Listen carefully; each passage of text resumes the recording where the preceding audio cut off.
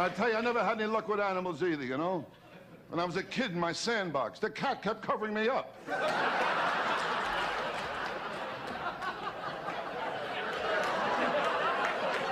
And I tell you, when I was a kid, I got no respect at all, you know? They always made me take the family picture, and that way I wouldn't be in it. My old man, he didn't help either, kept taking me to the zoo. He said he was hoping my real parents would claim me. Rodney Dangerfield made a pretty good living out of never getting any respect. For him, it was just another day and another instance suffering the mental slings and verbal arrows of indignance and insults from those who, for whatever reason, decided he wasn't worth the basic human level of respect some people have earned.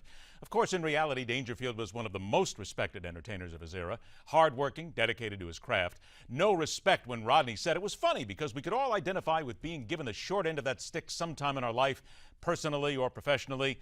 However, no respect has taken on new meaning here in this day and age of empty-headed commentators and publicity-seeking egotists who believe that just because they have a public forum, it means they can insult and hammer away at anyone, anytime, despite the fact anyone with 10 working brain cells would know what is being said and about whom it is being said, is not only wrong but speaks to the dysfunction evident in those who have their mouth in motion before their brain is in gear.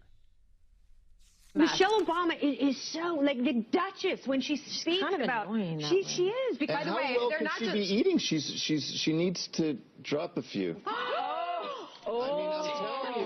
You did not. No, listen. We're taking nutrition advice from Are we on a 7-second delay? We're taking nutrition advice from. I want nutrition advice from. Michelle Obama. She needs to lose a chunk Well, no, let's be honest. Like, I mean, there's no French fries happening. That's all kale and carrots. I don't buy it.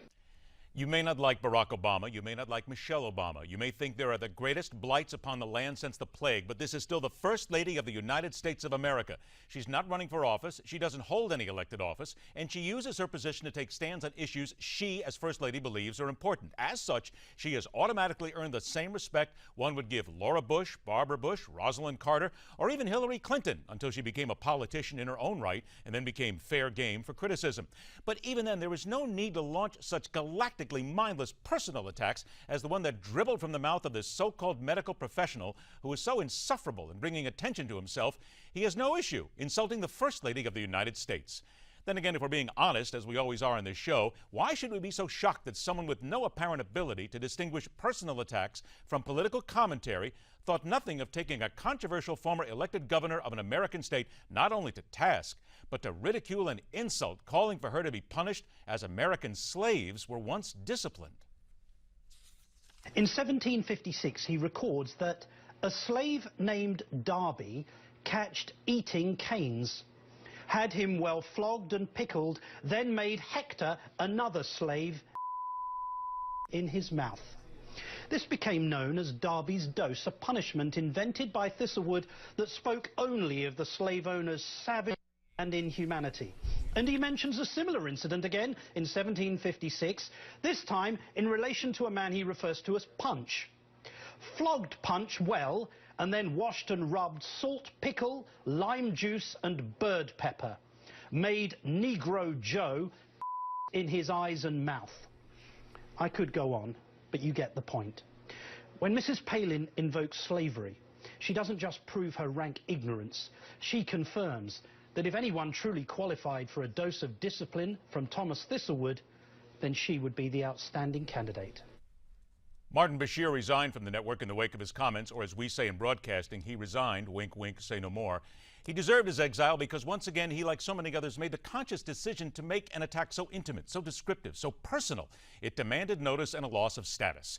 We become a nation that for some reason seems hell-bent on showing no respect to those who have earned it. And even if you cannot stand the person and what they stand for politically, there is never, ever a reason or rhyme to make it personal.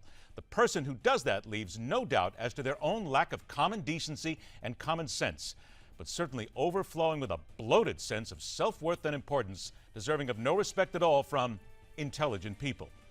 Respectfully, that is telling it like it is. Next hour on MidPoint, the man who went deep inside the Secret Service. That and so much more when MidPoint continues, where we question everything.